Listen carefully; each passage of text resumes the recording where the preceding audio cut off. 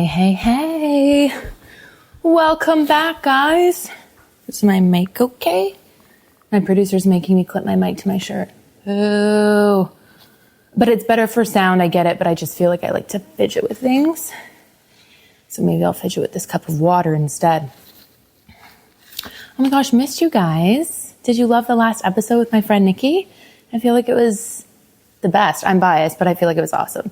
And yeah, I love when people can just be like so real and honest about their own stuff. And she opened up a lot about her marriage, and they talked about sex therapy. And then we also got on the discussion of intimacy and sex when you're sober and how different it is, because it's so different. Oh my God. And that is what inspired me to do this episode. I feel like it's been something I've wanted to do for so many years. It was a topic that I struggled with discussing while in the situation, and even like long afterwards. Like, it's taken me a really long time to get to a place where I'm comfortable with sharing my experience with this. And you'll understand why very soon. Let me get comfy. Video is kind of fun, but I'm not really doing anything interesting. I'm usually just sitting. And last time my producer said one of my socks was pulled up more than the other, and he was tweaking about it. I think they're even, Andy. There you go. But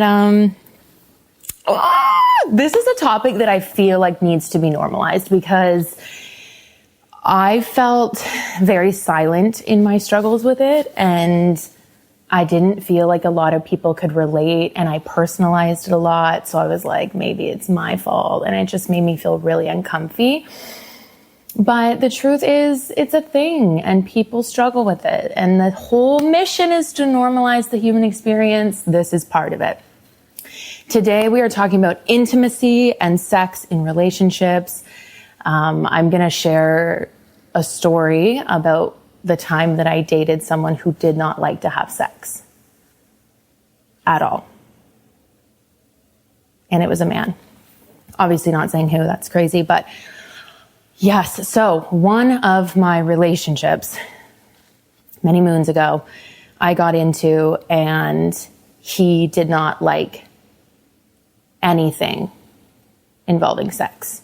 He did not like foreplay. He did not like making out. He did not like lingerie. He did not like fucking. And I'm actually curious how common this experience is, because when I was in it, I felt extremely isolated. Like, I had never heard of that before. I think maybe that would be more common with women. But with men, I feel like typically I've dated men with very high libidos. I have a very high libido myself. And it was very shocking to me to be in a relationship with a man who was like, no bueno. And I didn't know that, obviously, until we were intimate the first time. I feel like this person talked a big game sexually, and it didn't seem like there was going to be any issues. And then, yeah, once we started having very little sex, I clocked it pretty quickly. I'm like, you're a pretty confident person in general, but I feel like when it comes to intimacy, like, you just like clam up, and I don't know, like, it was just like this awkwardness. And I think too, when someone is awkward in sex, you kind of mirror that energy, right? If someone's really confident and they're super into it, it can make you more into it and more confident too. But when someone's the opposite, and they're like awkward and fumbling around and just like really like not wanting to be there, it makes you feel super fucking uncomfortable too. And I had never been in a position like that before. Is my mic still on? We're good. So for me, it was extremely jarring, and it made me so insecure. And typically, I mean, I didn't realize this until I was older, but I think being a woman, especially like growing up in like 90s, 2000s, I feel like we're still super sexualized, but back then we were even more so, and there was like less protection for us. Like, I obviously like have shared with you guys before, I've been assaulted many times, but at the time, unless it was blatantly obvious, like this person raped me, there was a lot of unwanted contact and like just inappropriate behavior that I feel like I personally swept under the rug, because the majority of women were like, oh, that's just what happens. Your boyfriend had sex with you while you were sleeping. Mine did too. what? And now, many years later, I'm like, what the absolute fuck is that? But I think that made it difficult to navigate because I feel like I used sex as a measuring stick of love and validation and like desire. So in a lot of my relationships, they had a high libido. They wanted to have sex with me all the time. I was like, I must be beautiful. I must be worthy. I must be all of these things, right? They must really love me. And yeah, getting sexual attention was just like a flex. And I just thought it meant I was dope. But then as I evolved and grew up and realized men would fuck a wall, it wasn't as special and didn't make me feel as validated. But it took a lot of years to get to that. So navigating a relationship a little later in life and not having your partner be all over you or want to have sex with you, like at all, like not even like less than, like at all. I was like, what do I do with this information? Am I like not beautiful? I didn't think he was attracted to me because even when we would have sex, it would be like a minute. There's no foreplay. There was like no desire to please me. There was no kiss. It was so awkward. Thinking about it makes my skin crawl because I just remember how I felt in that period of my life.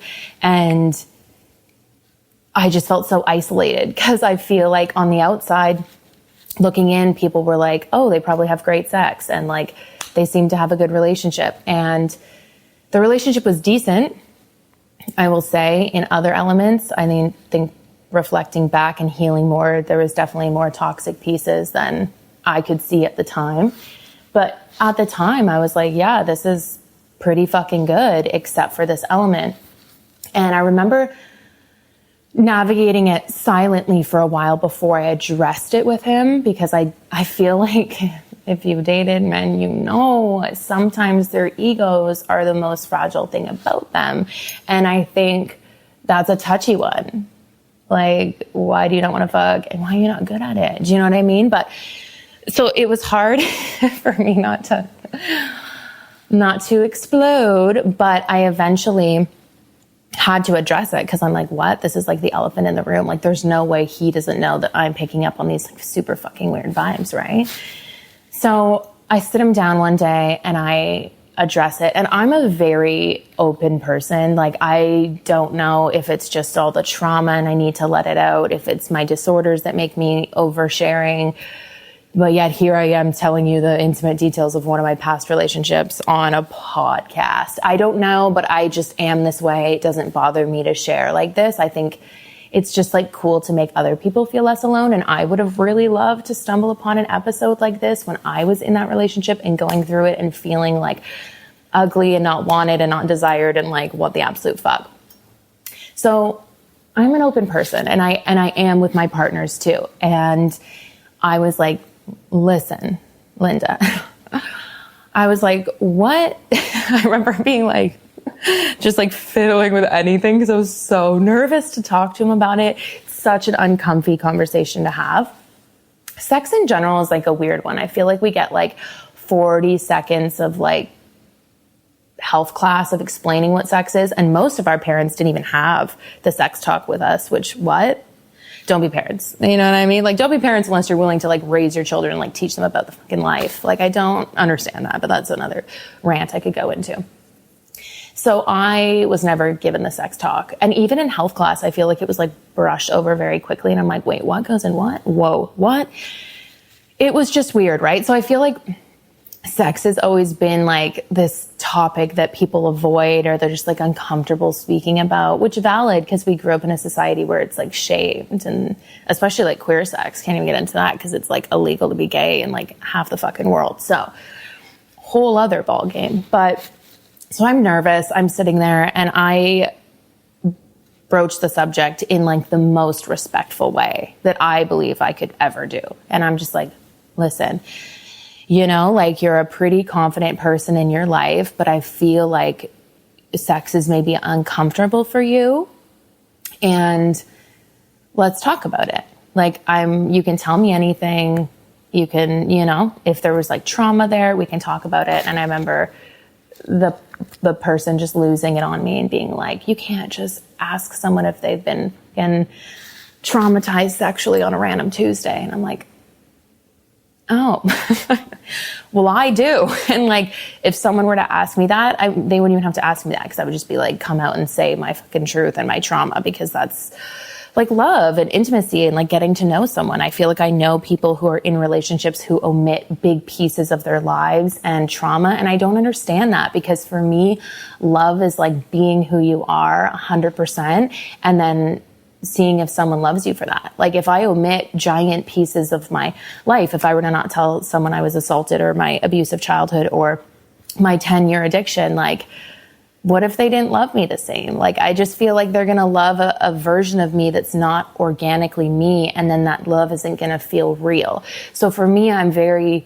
forthcoming about my experiences and on it. I mean, you can Google it anyway, but I feel like at this point, but then you couldn't, and I wasn't as honest, and like, I didn't talk about the things on social media. So for me, you can ask that, because I would just be like, yes, let's talk about it, you know? So I think that created a wall.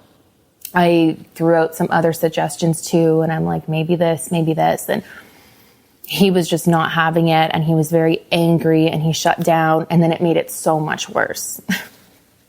Not to discourage anyone from speaking to your partner if you're like not having sex that like aligns with you, or like enough, or it's too much. Still have the conversation, and hopefully they respond better than mine did. But yeah, it was super awkward. And then I feel like from that point on, because I want to say I waited like a month maybe, which felt like an eternity, but in hindsight, it was like, wasn't a long time, but it was enough that I was like, okay, this is bothering me. I also don't have a poker face. You can read my emotions a mile away. Like, I just feel like I'm really expressive. So I'm like, he obviously knows. So the conversation went horrifically.